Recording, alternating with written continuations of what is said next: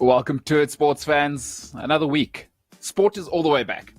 Premier League, NFL, all of the good stuff. I'm juiced. I'm really, really juiced for this week. I'm so happy. I got really emotional on Saturday when I realized I had NFL, NBA, the Denver Nuggets. Are you kidding me? Are you kidding me? The NBA is on fire right now. Cannot wait. Premier League, what a start. Liverpool leads, incredible game. Fully back. We're back. We're back in the norm and back in my routine where my weekends are nothing but sport. Absolutely love it. Welcome to it. The MKT show. I am MKT. With me today, of course, a man you can't see, David LaRue. He is the man that makes the show look like it does. And he actually built the show. So great to have Dave with me. Hey, by the way, like, share, subscribe, be a friend, tell a friend. CliffCentral Sport, of course, on the Gram, YouTube, and the Mark Zuckerberg matrix called Facebook. So share on there, and then at CliffC Sport, of course, on the Twitter monster. Let people know, hey, the greatest show they've never seen. Be a friend, tell a friend. Cannot wait to get this week going. Today, I'll tell you where I was right, where I was wrong, and then we will discuss Neymar Jr. If you have not seen the video, I like this guy. This guy, it's wild. So we'll talk about that and a little bit more. Then Q&A, of course, as we do Mondays. Dave, let's get going. There's Premier League tonight. There's all sorts of things. So let's get going. Where I was right, where I was wrong. Dave, let's get the music and let us get this thing underway. Great to have you with us. I'm MKT. This is the MKT show. Great to have you with us.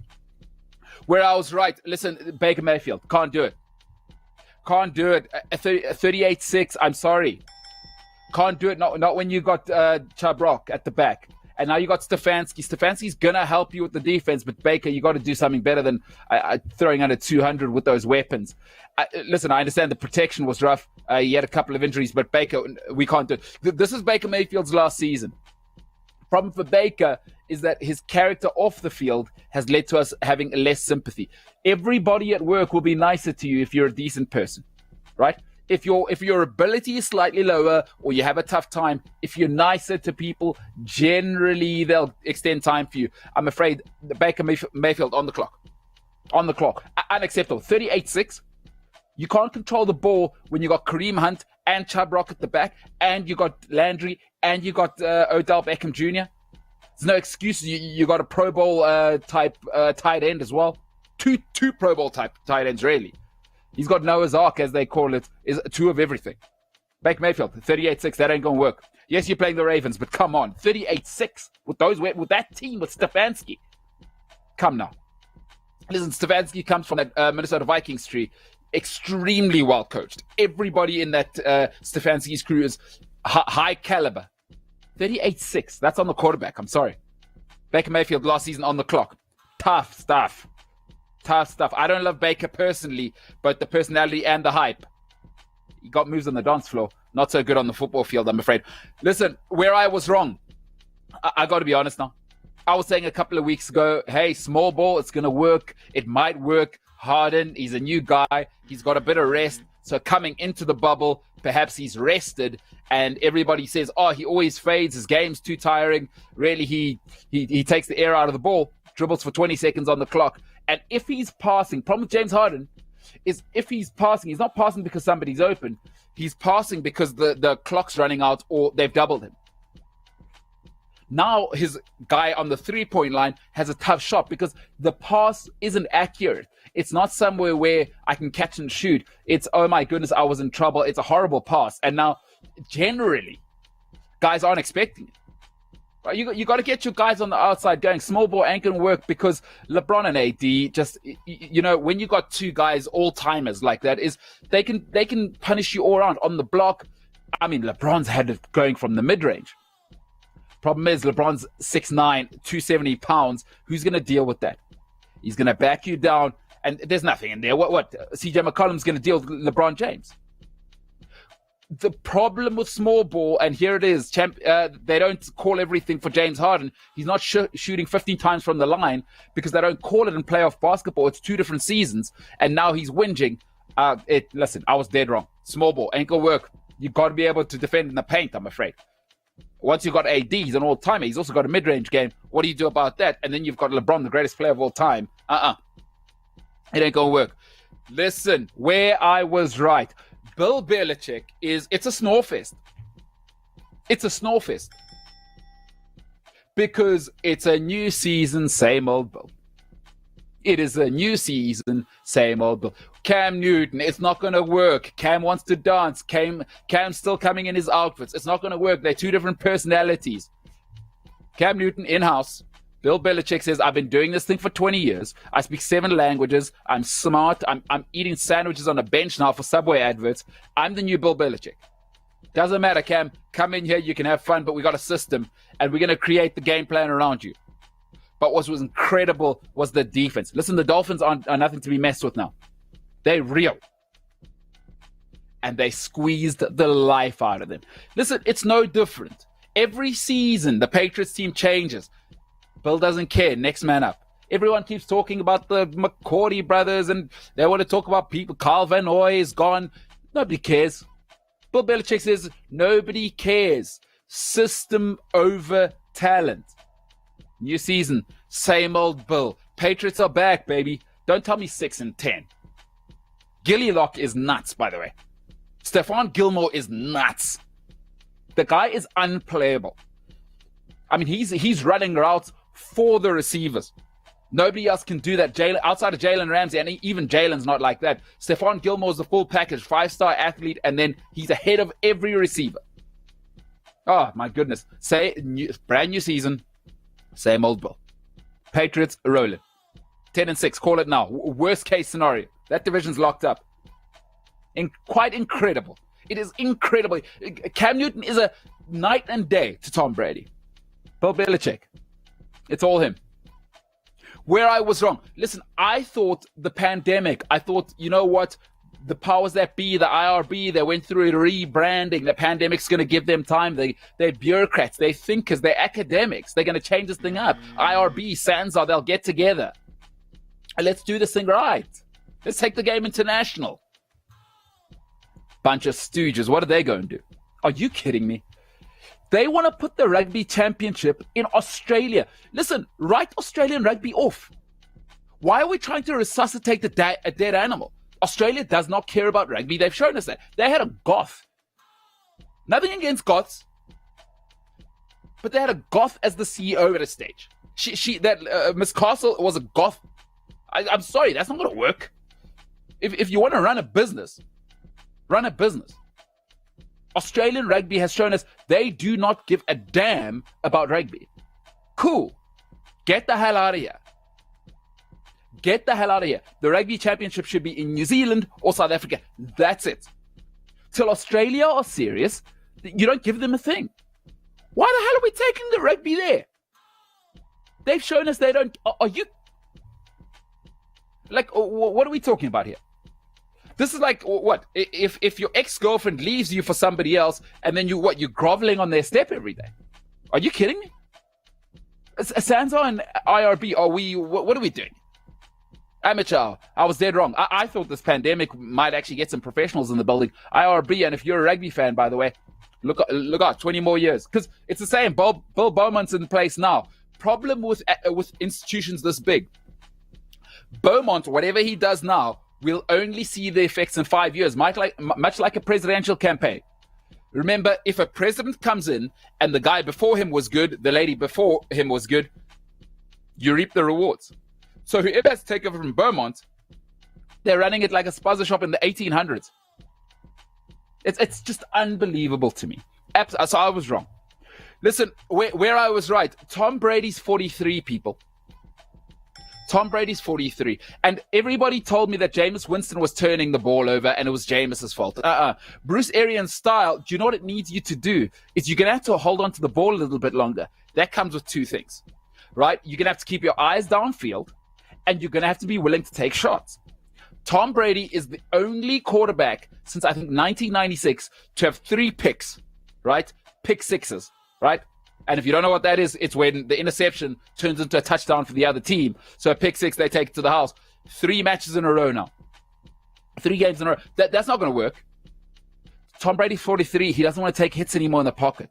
There were two times when it was open downfield up the seam and he missed it. Why? Because the new system, and you got to hold on a little bit longer, wait for everybody to get open. Tom doesn't want to do that anymore because he doesn't want to take hits. He's 43 years old. At 43, it hurts a lot more than it does at 23. Don't tell me Tom Brady's the guy anymore. He's not. I'm sorry if he can't do it with that. And look, don't tell me about the fact that he was playing probably the best team he'll face. Open's open. Tom Brady would have hit that if he was in New England. Right? 23 is not 43. Stop it. 9-7 at best. They might sneak. People are talking about Super Bowl. They might sneak into the playoff. I'm sorry. Tom's not it anymore. He's 43 years old. He needed the system. And I tell you what I told you before. I was dead right when I said he's come from academic Boston. His old coach speaks 7 languages. He's got Ernie up in the stands. Boston is Harvard, MIT, academic area. And here's the thing, right? Personalities matter. So, like this thing of, I know everybody thinks they can watch Oprah and opposites attract and blah, blah, blah. Opposites don't attract. Do you know what relationships are the most successful? Where there are two people on the same page. Relationships are complicated enough. Don't try and be two different people. Try and find somebody as close to you as possible. That's how it works. Relationships are complicated enough. Bill Belichick and Tom Brady, you know why it worked for so long? Is they're both all in, passionate, all business. Bruce Arians is not disciplined. They had 5 penalties this weekend. Tampa Bay had 5 penalties. Tom Brady hasn't experienced that in New England ever on the O-line. Ever. 5 in one game. Can you imagine that with Belichick? Absolutely not. The reason relationships work is that you're both all in and you're the same.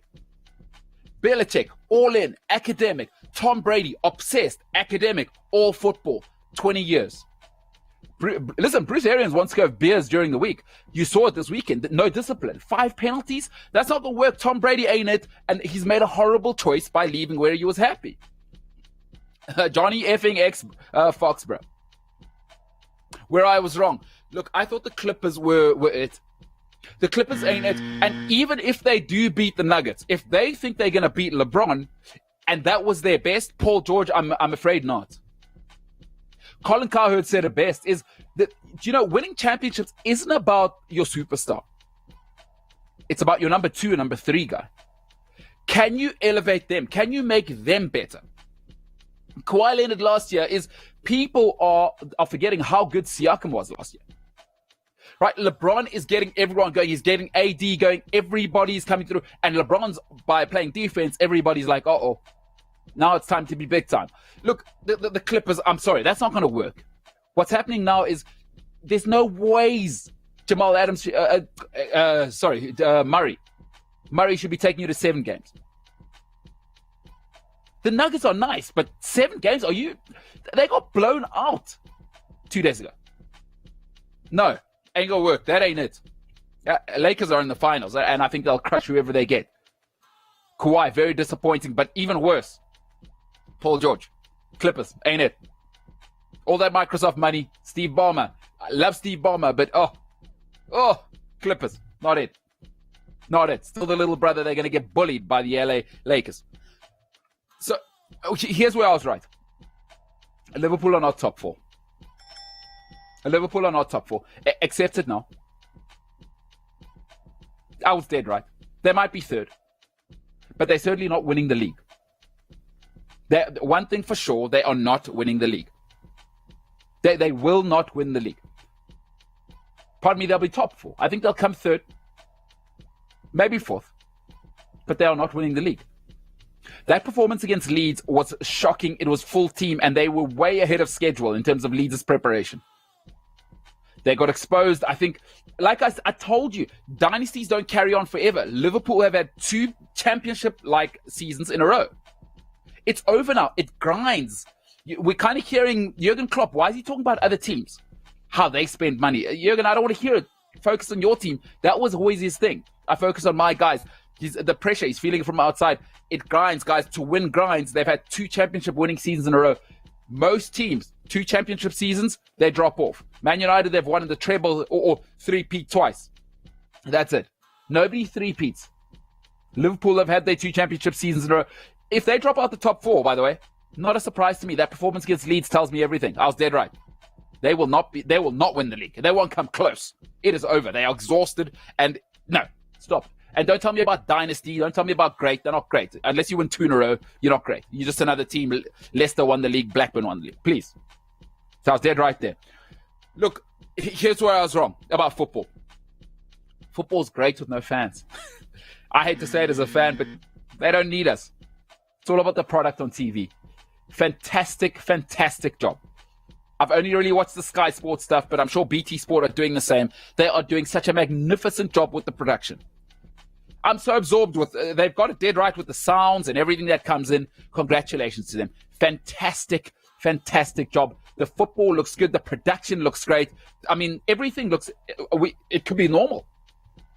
Hey, here's a term you haven't heard. The new normal. Hey, not too bad. Not too bad. So I was dead wrong. I thought it would be an absolute shocker with no fans, but they've got it dead right now. They were testing it last season, but spot on.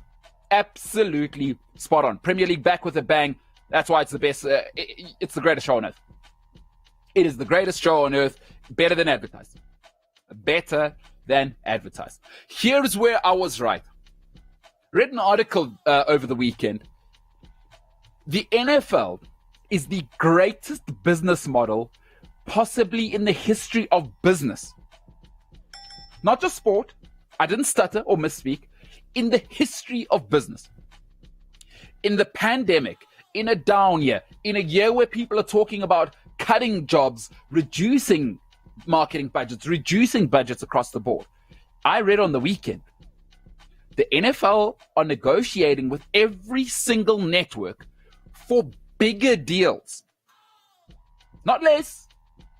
Pandemic, ESPN, CBS, and Fox are coming to the table with bigger deals for the NFL. It is a bulletproof business model. It is, I hate to say it again over and over, let the billionaires control the business side of things. Let the bureaucrats do the rules. Let the billionaires do the business side of things. Nobody does it better than the NFL. Congratulations to the NFL. Best business model on earth. I think the best product on earth is the Premier League, but the best business model, the NFL is negotiating bigger deals with Disney, with CBS, and quite incredibly with Fox. Just incredible. So big up to Roger Goodell, big up to the Shield. Just the greatest business model on earth. Not just sport, the greatest business model on earth. I was dead right. NFL, untouchable there. Where I was wrong, last but definitely not least. Could Arsenal fans please calm down? You know, I thought 18 years of being nowhere near the title humbles you. I've got phone calls coming in about, oh, thanks for Willian as a Chelsea fan. Oh, you gave us your best player. Like, what are you talking about? You still got Granit Xhaka as your best midfielder. Granit Xhaka doesn't get in the Tottenham team. Granit Xhaka doesn't get in the Everton team. Well, what are you talking about? You're not a top 4 team. If you come 6th, you're lucky. Like, one game now, and Willian's all of a sudden Ronaldinho. Could Arsenal fans get realistic? I thought 17 seasons would humble you. But who knew? Folks, who knew that I would be wrong on this one? I thought my fellow Arsenal compatriots would actually take themselves seriously. I don't want to hear Arsenal fans come and talk to me about being a serious team until you come top 4 for 3 seasons in a row. That's all I ask. I don't expect Arsenal to win the league in the next 5 years. I don't. And if you're serious with yourself, listen, we're all fanatics about our teams, but I don't think you do either. Because Mohamed El-Neni is going to be playing against Havertz. Hey, so Mohamed El-Neni is playing against a rotation of Riyad Mahrez, Bernardo Silva, Kevin De Bruyne, Fernandinho. That's all you're playing against. Gini Wijnaldum, Mo Salah, and you're telling me you're a top 4 contender. I mean, get the hell out of here, Arsenal fans. Dead wrong. Thought time would humble them. Thought evidence would humble them. but not quite. They still think they're living at Highbury. They still think they have Thierry Henry. So to Arsenal fans, I'm sorry. Nice performance, but you were playing Fulham. It's like me beating my baby sister at arm wrestling and celebrating it. The hell out of here.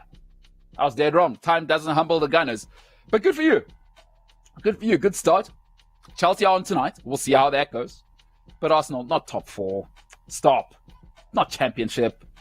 You're not getting anywhere near it. Be honest. Be happy with top 7. Because there's still huge holes in that squad.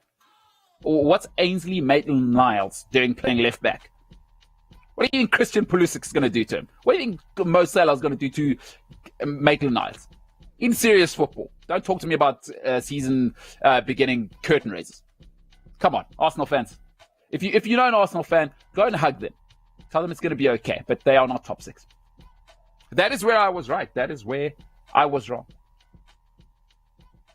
sport@cliffcentral.com. Send us your details. Send us topics. Send us how you're feeling about sport. Who's your team? Are you going to try and travel? If those of us who have any disposable income. Sport@cliffcentral.com. Let us know. What are your sports plans this year? What are you hoping for your team? Whatever it may be. Your favorite tennis player, rugby team. What do you want to see? Should the Springboks be a part of Super Rugby? Or should they be playing the Rugby Championship? Am I wrong? Am I wrong about Australia not taking rugby seriously? Sport@cliffcentral.com. Let us know your thoughts on sport. I mean, there's so many things in sport we could cover. You may want to hear your opinion. Sport@cliffcentral.com. Hit me up. So listen, we got some questions. We will get to all questions in a little bit. But before we get to that, let's quickly move over to this. So on the weekend, somebody sent me a video of PSG and the end of their game against Marseille. Big derby, of course. But, you know, what's incredible to me is PSG have only gone to prove something I've been saying forever. Here's what happened. They lost Thiago Silva. Right? They lost Thiago Silva. They've lost 2 games in a row now. PSG shouldn't be losing a game in Liga. Their transfer budget is basically the transfer budget of every other team in the league. Just their team alone. Neymar Jr. earns in a week more than some of the entire squads that are in Liga. Just him alone. And I've said this forever. The most important person at a football club, I've always said it, I've been consistent, is the captain. And you're seeing it now at PSG. They've lost Thiago Silva. What's happened? The talent's not, I mean, that doesn't change the talent. He's 36 now. They've still got Di Maria. They've still got Icardi. They've still got Neymar Jr. They've still got Casares. They've still got Marquinhos. What's happened? They've lost the leadership. But something else happened. Let me tell you something. So before we get into the actual matter, let me tell you something. I'm happy to criticize anybody in terms of character because I've had bad character. So I've behaved erratically. I've been unreliable. And I'm not going to hide that. So this isn't a sanctimony thing. It's just, especially when things get serious. When we're going to talk about adult matters, we have to be willing to say some people must not be taken seriously. So I used to enjoy the nightlife, drink like crazy. So I've got no room to go and tell somebody, hey, don't party, don't be wild. I will tell you that, hey, I know where this is going to end up. I can come and tell you and say, hey, what you're doing, dude, getting blind drunk every day. It's the same night over and over. Trust me, I did it around the world. I did it. I did it to more limits than most people I know. Higher limits than most people I know. It's the same night over and over, dude. It might seem cool. You might have FOMO. But hey, you go do you. But I can tell you where every drunk night will end up. I can come and tell you. I have no shame. I lived wild, insane. But there comes a point when you have to be able to say, some people mustn't be taken seriously. And it's not an age thing. And here's a hard truth my mother always says to me. And it is a hard truth. You are who you are. And your behavior will show me who you are. Not what you say. Not what you say, because it's so easy to be sorry. Like, I want to be honest with you. I hate the word sorry. When people say sorry to me, it's absolutely useless. It is useless to me. Once again, it comes from me having been erratic from 18 to 27, 28. I'm getting there slowly. I don't do sorry. Don't tell me sorry. Show me sorry. Show me you're an adult. Show me I can rely on you. That's all I care about. I don't do lip service. So I'm small friendship circle, high quality character. I'm all in on character. I'm not in on pageantry. So, Dave, you know, I want to show you two people on a very serious matter. On a very, very serious matter. So, Neymar Jr. claims there was some racism that led to an absolutely insane situation. Go and Google Marseille PSG. There are two figures on the screen. One is LeBron James, the other is Neymar Jr. Now, their similarities, both from tragically poor backgrounds, right? Generational talents, but tragically poor backgrounds. Now, there is a nature versus nurture battle in all of us. And if you're poor, generally, your options in life, you're generally going to head not in such a great direction. But you are who you are. Money doesn't change people. It makes you more of who you are. LeBron James, no father, poverty-stricken, single mother. Mother had him, I think, when she was 15 or 16. So he didn't have an ideal upbringing either. I lived in the inner city of Cleveland. I mean, right? LeBron James has done what? Fatherless home, not an ounce of dirt. And he's been clear what his position is from the beginning, before he had the money, before he had the big contract, before, even when he was the so-called chosen one. I'm all in on the social justice stuff. I'm all in. Not a single mark on his name. Now, let me be very clear at this stage. I've always said, sportsmen don't need to be role models. Don't put that on them. Society, raise your own kids. LeBron James, though, said, I want that. And he did it in his behavior. LeBron isn't out there screaming at people. LeBron's doing it with his behavior. LeBron's opening schools. He's not asking for your permission. He's not putting stuff on Instagram so you can like it. He's opening schools that are private school worthy for poor children in Cleveland. Don't tell me sorry. I told you, I don't care about people saying sorry. Show me through your behavior over time. You are who you are. LeBron James is who he is. Now let's get over to this Neymar Jr. guy. So listen, his transfer at 19 embroiled in all sorts of controversy. And I'm sorry, 19, you got to be old enough. Take some control in your life. I didn't, and there's people out there who didn't. Okay, let's give Neymar an excuse. 19, his dad was in control, the corruption stuff. Maybe his father and agent took advantage of. All right. But then I'm getting an Instagram model accusing you of stuff. Listen, people, if you want me to take you seriously, self-awareness. What is Neymar Jr. doing, putting himself in a position to be an Instagram model where he can be accused of that stuff? Where's the self-awareness? Then yesterday, he's punching a guy in the head.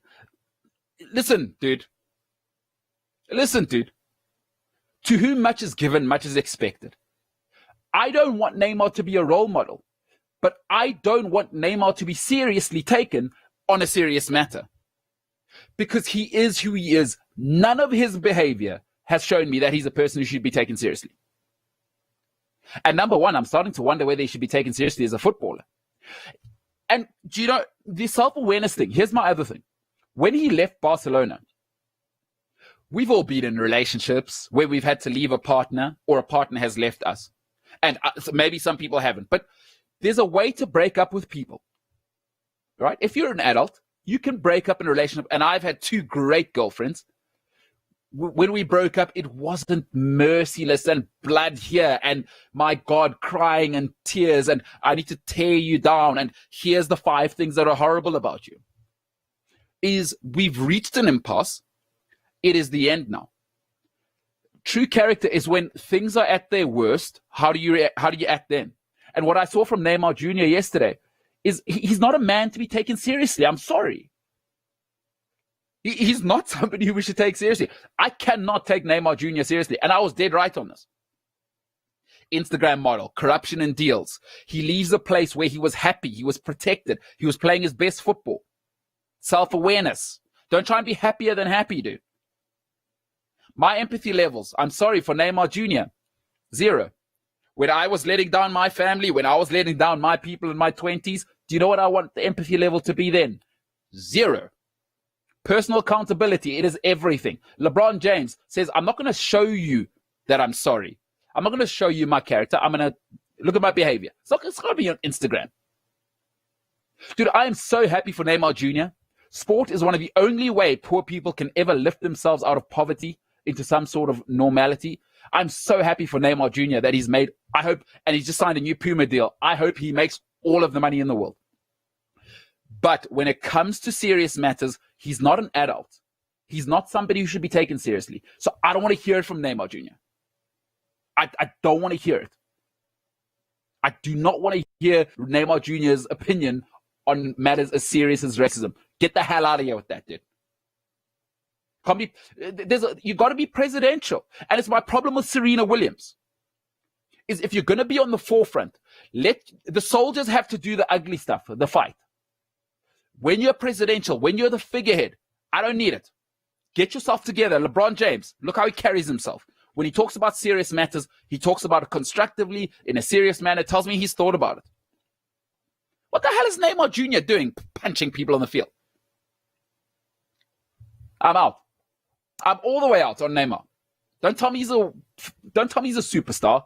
Don't do that. And if Brazil are serious, the guy needs to go, by the way. And whether you just have him as a player, but he's not a captain.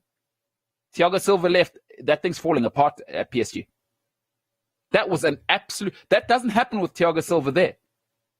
Where's the awareness for Neymar to say, okay, it's my time to step in now? He should be cooling everybody down. He's making it worse in that situation. Come on now. Come on now. Listen, we're talking about adult matters here. There's plenty of people actually suffering racism. We can't have Neymar Jr. representing us. I won't do it. And I will not have it. And as we sit at home, there are many subjects, right, where I shouldn't be taken seriously. And that's great. I'm more than happy with that. But Neymar Jr. is not a human being. His behavior has shown me he's not a guy who must take seriously in anything. The only place I take Neymar Jr. seriously is on the football pitch. Other than that, get out of town. Those are my thoughts. Those are my thoughts. Hey, coming up, listen, Premier League's all the way back. I'm pretty sure everybody has plenty to say after seeing their team play on the weekend. We've got Q&A coming up after this. Looking forward to that.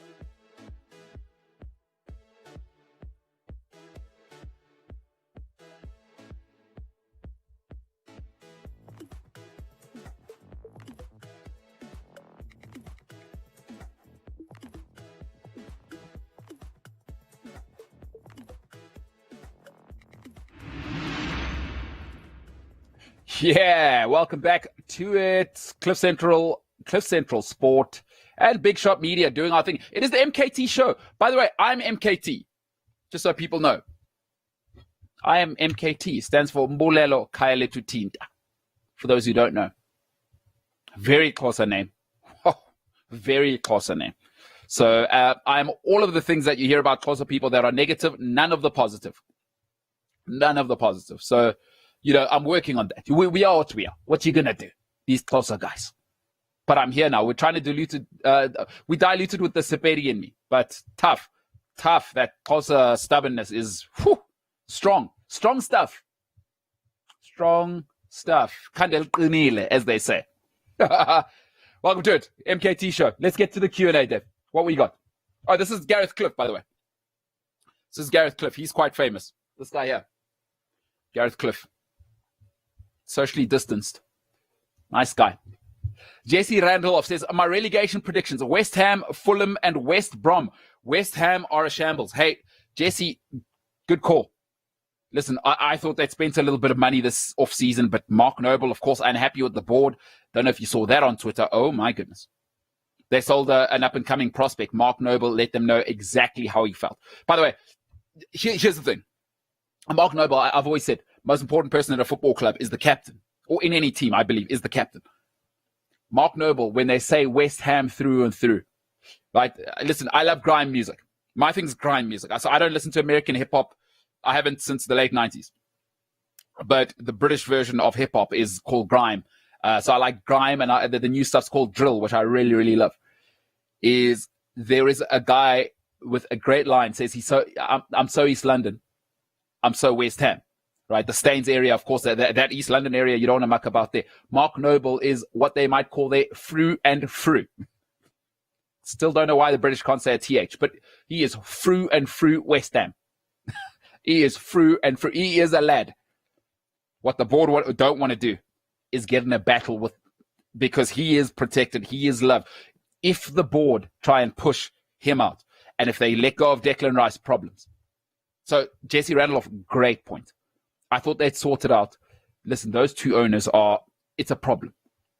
The two Davids, it is a problem. I like Karen Brady. I think she's strong. I think she's good leadership. But I just don't think you can overcome that sort of dysfunctional. And are West Ham in it? I think they can just survive on quality. They've added to sort of quality there. They'll keep Declan Rice. And I think they've added up front. I think they'll do enough. But it is a problem, man. And you can't have the board and the captain divided, because my order is always, right? Captain, manager, ownership. You got to have those three solid. And at the moment, you got the captain and the board going at each other. And the problem is the fans are going to be on Mark Noble's side. And you just, at a club like West Ham, you cannot. It is a club of the people, right? The Irons are a working class. East London is, if you haven't had the pleasure of going there yet, it is a working class area. It is the sort of that Essex. I mean, you're talking Essex, maybe is what we see on TV, but that East London kind of where West Ham was at the bowling club originally, that is the essence of London working class. It is the Guy Ritchie sort of West Ham or part of London, you might know, working class, just into their team. And it's a problem when the prawn sandwich brigade start to put some pressure on one of their own. So yeah, Jesse Randolph, don't hate that top three. I think I've given mine, but it'll be interesting to see. Dave, what you got? Senzo Sitebe says, LeBron James, hands down one of the best role models we ever had in sport. You hardly ever hear things about him and bad things off the court. You can only critique him on the court. He is the guy. Well, Senzo, I've just gone on about LeBron versus Neymar. LeBron James is somebody to be taken seriously. And not because he tells us you should take him seriously. Because his behavior says, I've always believed, right, is respect. I'm sorry. Respect is not earned, it's taken.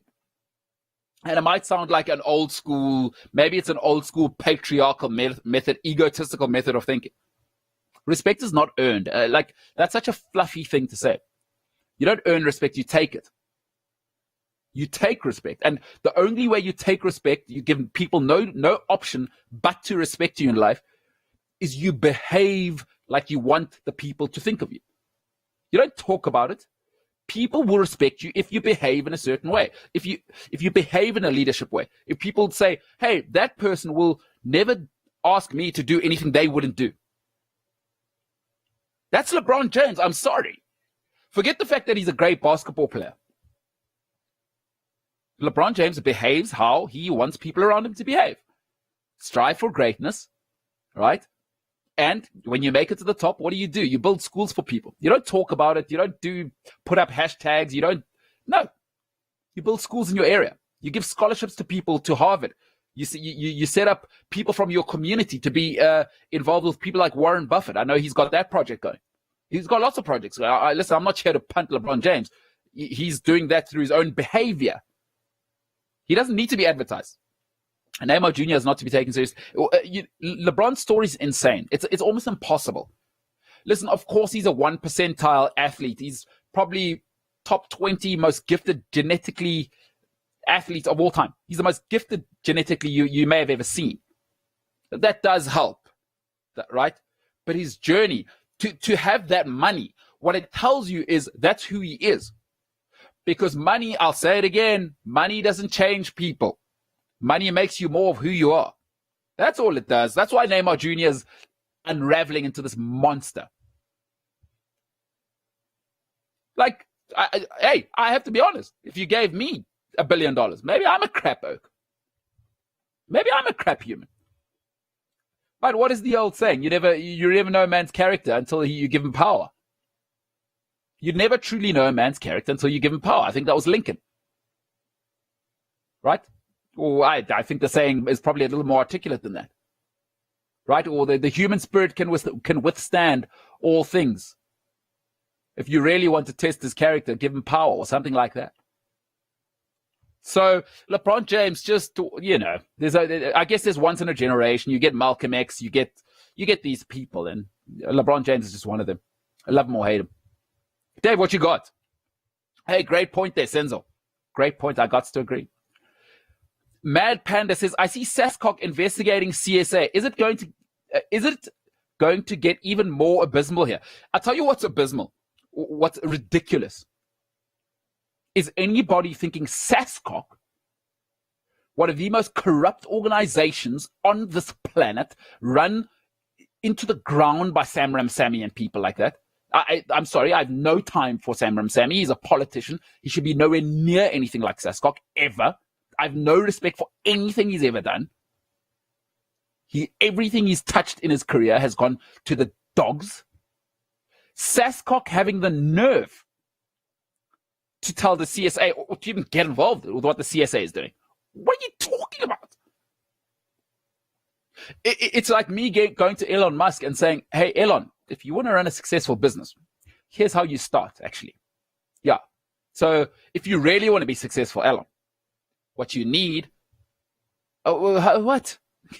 What are we talking about here? This is a mess. And it is going to get more abysmal because, trust me, I was on the phone on Friday evening. Was it Friday or Thursday evening? One of the two. Can't remember. With a source very close to what's about to unravel here. We have only seen the tip of the iceberg. She's had a look at the books. The CSA is one of the most embarrassing things on planet Earth. And Sascock coming in. And if that is your parachute, right, and you've just jumped out of the plane, I hate to tell you, but you are as dead as disco. A joke. So my answer, it's going to get far more abysmal than it is right now. It is revolting what Sascock have done to South African sport. It is revolting what SA cricket has become. It's just, the worst. The worst. Dave, what you got?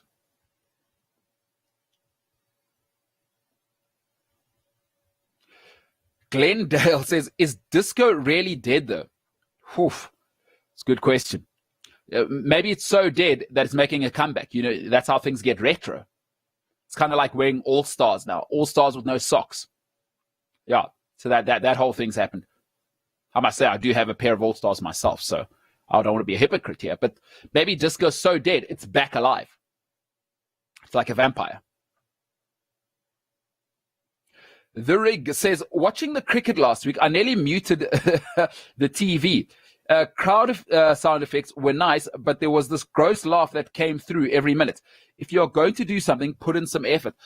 I haven't really watched much of the cricket, really, to be honest, because there's no test cricket on. So for me, I don't watch limited overs cricket. I find it to be a bit of a snore fest. But I think cricket at the moment is probably where the NBA and Premier League football were 4 months ago in the last season and in the regular season, is they're probably still testing it out.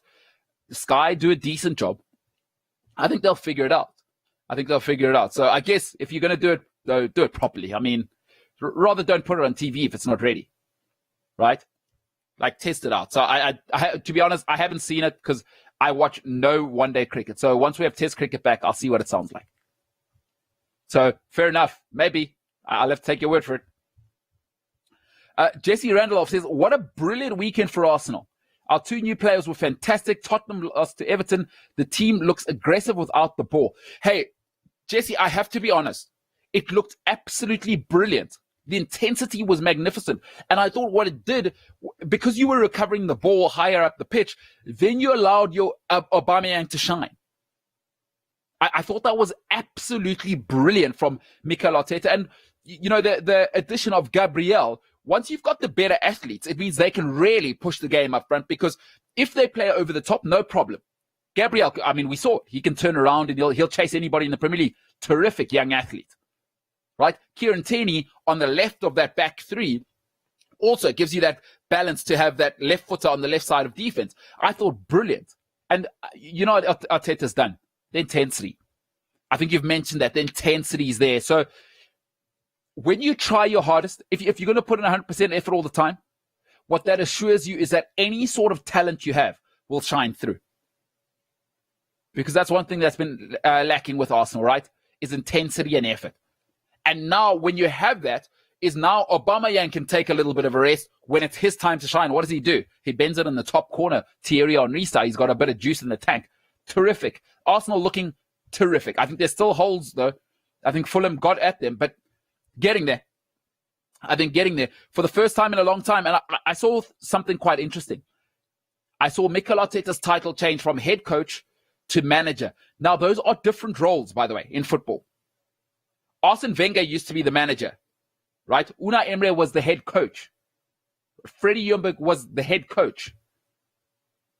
So we must be very clear on that. That does matter. I think they take Arteta seriously. That means you might see a lot more changes. What it looks like is Edu is on board with what Arteta wants to do. It looks like they've got a plan. It looks like very, very good. So terrific if you're an Arsenal fan, because Tottenham lost. My word, were they poor. My word, were they? Because Everton really should have stuck a few more away. Richarlison missed a lot of chances. 2 or 3 where a player of his quality should have been 2 or 3-0. So great. If you're a Gunners fan, listen, I said where I was wrong, though. You still need to get real. I mean, still plenty of holes in that Arsenal team. And until I see it over a season, because we've seen Arsenal do this before. Brilliant till November, December, and then, oh. So, yeah, good weekend for the Gunners. David, what you got? Antbeta. Why isn't Gareth wearing a mask? Is he 1.5 meters away from you? Hey, listen, you probably what they call in mathematics. It's an error of parallax. For those of you watching on YouTube, you can't see, but he's miles away. He's actually miles away. There's a clear screen between us. Here at CliffCentral, we follow the rules 24/7, all about the rules. So absolutely, don't you worry about social distancing. Gareth is miles away. I mean, look how small he is. That's actually Gareth Cliff. And look how small he looks. He's sitting miles back. It's a massive studio. So absolutely, Gareth Cliff miles away. Nice guy too. Nice guy. Triggered Fish says, are Australian cricketers becoming chokers? Twice in one series, they have thrown away certain victory, and they were the only team to beat in the World Cup. Our last game, we were a defeated team. No, I don't think you can call that off in between World Cups. You can't choke when things don't matter. You know, I don't think series in between World Cups matter. It's if you start to maybe, to be considered a choker, I think you need to be what South Africa are. It's about 6 or 7 tournaments, ICC tournaments, whether it be the ICC Championship or the World Cup. It's about 6 or 7 where South Africa have been brilliant, come up short when it was winnable. Australia, I don't recall them doing that ever, actually, since I've been alive. So absolutely not. I think if we start calling 2 games chokers, then we're getting into dangerous territory. I don't want to be too reactionary. Let's maybe give it, do they do this for another 3 years? Then we can say it. South Africa, we have 20 years of evidence. That's choking. So absolutely not with Australia. Let's see them over 5 or 6 years. Although, great to see Australia suffering. I mean, we have suffered enough. So this looks like Brooklyn Misfit says, one Reza Hendricks, Zubir Hamza, Riley Rousseau, Adi Markram, Quinny de Kock, Tianus de Brain, Stian van Zyl, Andy Petlugwayo, Kesh Maharaj, Kagiso Rabada, and Lungi Ngiti. I'm guessing this is some sort of 11. Is it our test 11? I don't like Riley Rousseau. I don't like Petlugwayo. And I don't like Ngiti because he's still overweight. So I don't like overweight people in my cricket team or any professional sport team. I don't like Riley Rousseau in test cricket. I don't like Quinton de Kock batting any higher than 7 because wicket keeping's tough enough. Petlugwayo doesn't belong in test cricket. He's too fat as well. So Petlugwayo and Ngiti out, too fat. Riley Rousseau, not ready for test cricket. Adi Markram should be our captain. I like Hamza. I think Hamza's our next, he's our next superstar along with Markram.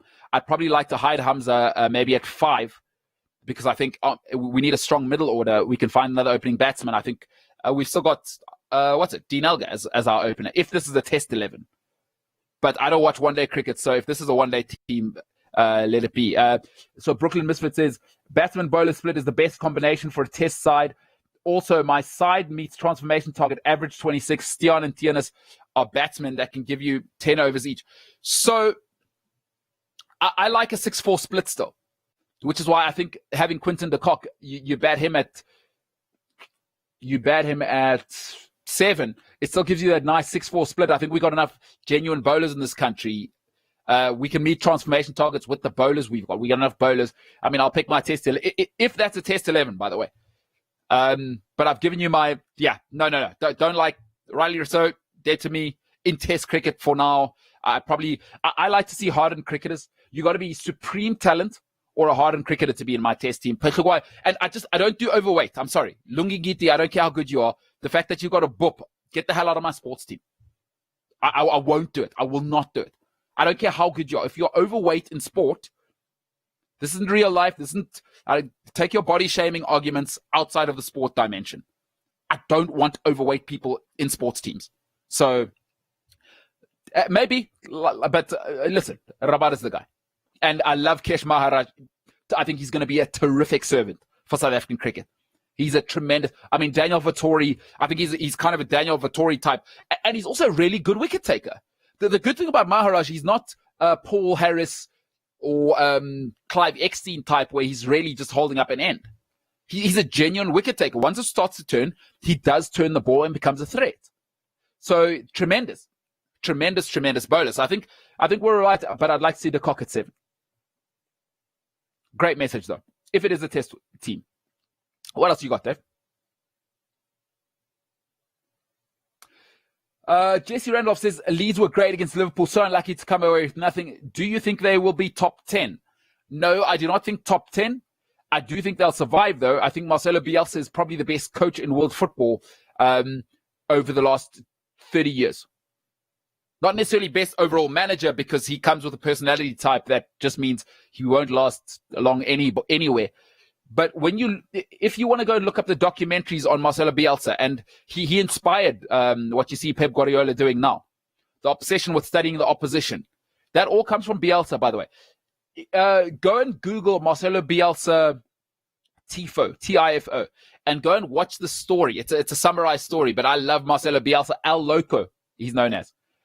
No manager has influenced more managers alive now and at the top level. Diego Simeone, all of them, in fact, all of the top ones come from Bielsa's training methods. He is the original, the OG, as they call him. So do I think they'll be top 10? I do not. I think there's too many good teams there, but they will survive. I don't think they'll have a problem because they were terrific. And you see, what was terrific is not necessarily the players. What was terrific about Leeds on the weekend is the system. The way they press, the way, you know what I loved is they were so comfortable with Liverpool's press. is everybody knew where to be to play out of the press.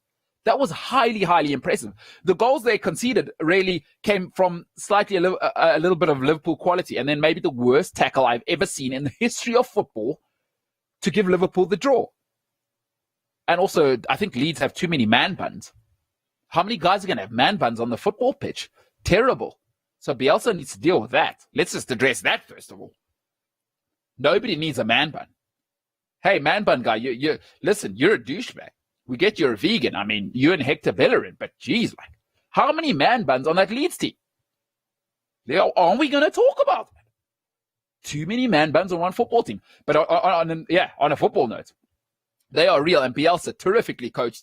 And of course, nobody does more scouting than Marcelo Bielsa. Just go and watch all the documentaries on him. He literally El Loco, the mad one. He is mad. He is absolutely mad about football. There is a story of him driving 6,000 kilometers to go and scout a player at like university level in Argentina. That's a real story. I believe it was 6,000 kilometers, but that's overnight. And then he didn't sleep and drove back to his team. But this was like at university level or amateur level. He's mad, but great.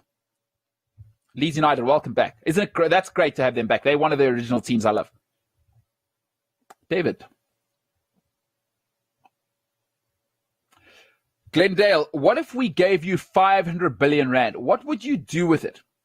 It's such an obscene amount of money. Would you buy some forehead power? I do have a rather big forehead.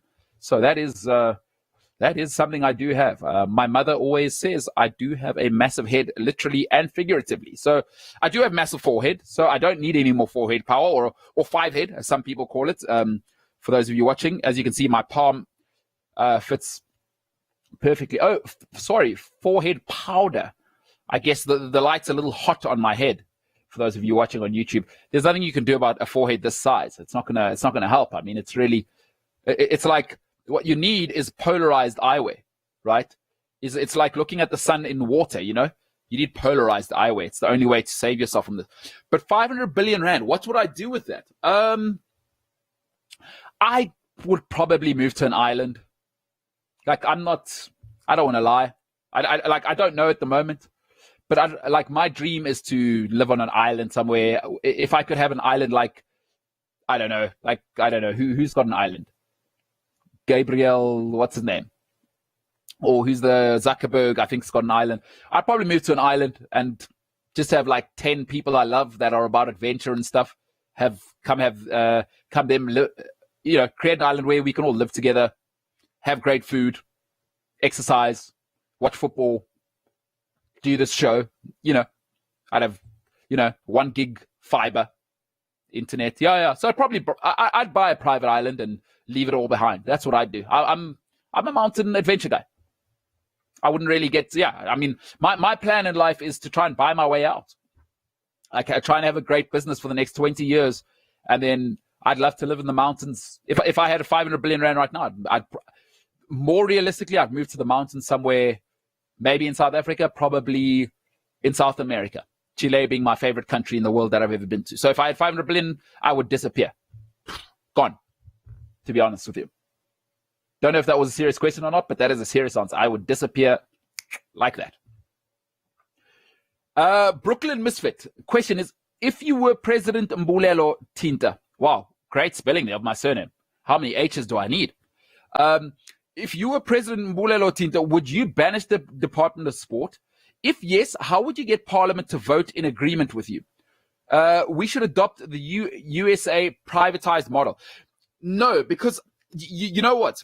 I mean, I never thought we'd become a political show. So I'm a bit of a philosophical animal.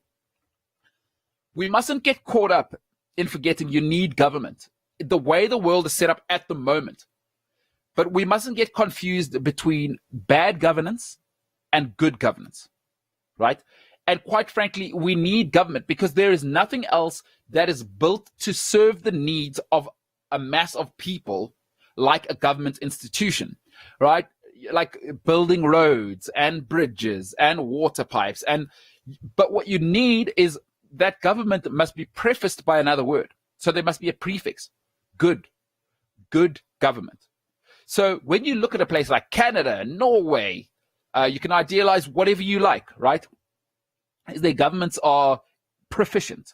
Maybe good is actually the wrong word. You need a proficient government. So no, I would not shut it down. I would probably remove 90% of the people there. I would run it like a business. So one thing I do terribly with, right? You cannot be both of these things and be somebody who I take seriously. You cannot be incompetent and lazy. I don't mind incompetent people that work their socks off, because to be honest with you, if I want to be completely honest, I'm lower to mediocre competence, but I work really hard, right? I work really, really hard. So I'm not the most competent of people, but I work incredibly hard. So I will not tolerate incompetence that doesn't work, right? But what I will not tolerate either is competent people who don't work. I will not tolerate that. So so you can slash 90% of the people, the staff.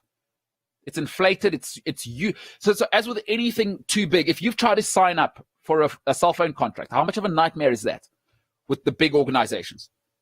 That's not really their fault. They've become too big. The left hand doesn't know where the right is, right? So for me, what I do is it's not about stopping government. It's about proficient governance. Because the only thing, whilst we imagine the world as it is now, private business isn't really good, right?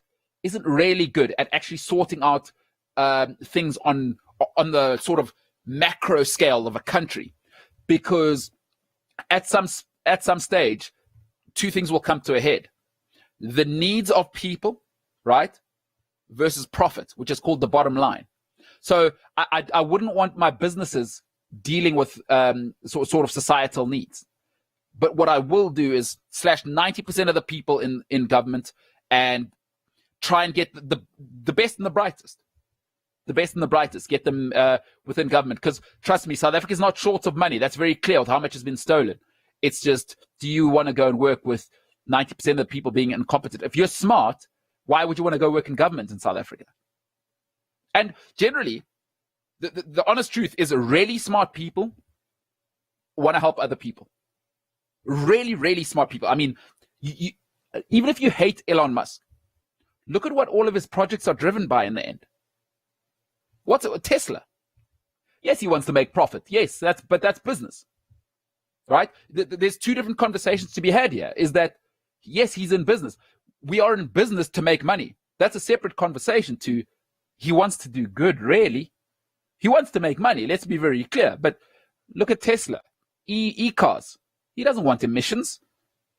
Look at everything he's building. So, because he's really smart. Elon Musk is like, guys, it doesn't make sense for us to be chewing up the world as we're doing. Whether you believe in all of the global warming and the extended causes or not, that's your own problem.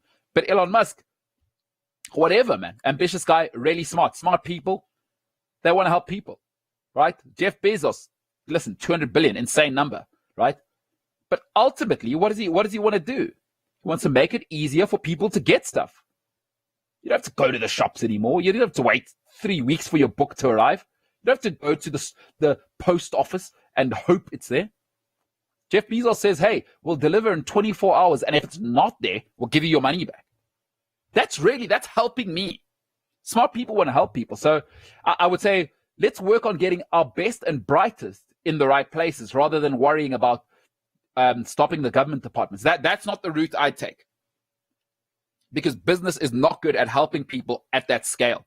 As we've seen, trying to get a cell phone contract. I mean, when you get too big, it's all about bottom line, and your customers essentially don't matter to you. The bottom line does, which government cannot think like it.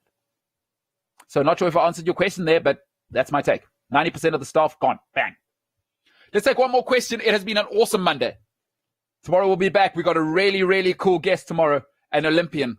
But we'll finish off today with Jesse Randlehoff, who says, I don't expect us to win the league this season or next, but in the next 5 years, definitely. Arsenal are building something special. You better recognize. Jesse Randlehoff says, you better recognize. He's a gunner. So, Jesse, forgive me, but I'm 34 years old now. I've been hearing that for 15 years. I'll be honest with you. You were building something special before. And then Unai Emre came. Remember last time you beat Fulham? I think it was 5-1. And I remember hearing chants of, we've got our Arsenal back. Jesse, you must remember that. If you're a gunner. You must remember that. So last time that happened at Mr. Randolph, what happened then? That was your only away victory in that season, I believe. And that all started with Fulham. Remember, that was 2 seasons ago. I remember that loud and clear. 5-1, we've got our Arsenal back. So you expect the Arsenal to win within the next 5 years. What that means is you expect Man City, Liverpool, Chelsea, Spurs, and ultimately Everton, who are ahead of you, to all move backwards with their basically trillionaire owners. All right, Jesse Randolph. Listen, this is going to be an interesting season. Jesse, we're going to get you on the show soon, and you're going to get to have your say. Jesse Randolph. Hey, shout out Jesse, because people that have been with the show from the beginning, do not think one thing I don't do, this big head doesn't forget Fort Knox. I'm all about loyalty. There's 3 to 5 people I'll never forget from the beginning, very first episode with us. Jesse Randolph, one of them. A Gunners guy. It's going to be all season, you and me, Jesse. Cannot wait to hear it. Maybe you're right. And Jesse, I'm going to be doing this for a living for the next 20, 30 years. So you and I are going to get to ride this thing out. So let's see in 5 years if you're right and I am wrong. For today, though, Jesse Randolph, hey, let's keep an eye on it. Listen, we'll catch up on Wednesday regarding FPL, by the way. If you haven't caught up with us on our FPL and you think you're going to beat me, you're not going to beat me. But Wednesday, we'll have FPL. We'll have an update on that. The MKT show, FPL. So it's MKT show, FPL. And you can join the league there. I'm not sure if you can defeat me. Fantasy Premier League, can you defeat MKT? I don't believe you can. The password, N1IHEH. All the letters lowercase. N, the number 1, IHEH. MKT show, FPL. We are all the way back, folks. Sport is back. I am back. The week has started on a positive note. I am so looking forward to this week. We've got great guests coming up. Corne Kruger, by the way, coming up this week. Tomorrow, we got Kerwin. Oh, that is going to be... Kerwin Numda. Go and look him up. Noemda. Kerwin Numda, tomorrow night, Olympian. Great Paralympian, great story. He's got like every single record in South Africa. Cannot wait to chat to Kerwin tomorrow. Look out for that. And then we've got somebody from Kaizer Chiefs coming this week. Ladies and gentlemen, for today, and it has been my pleasure. Thank you. You could have been anywhere with anybody doing whatever you wanted. You chose me. You chose us. CliffCentral Sport, Big Shop Media, Cliff Central. Saying goodbye to you today. It has been the MKT show.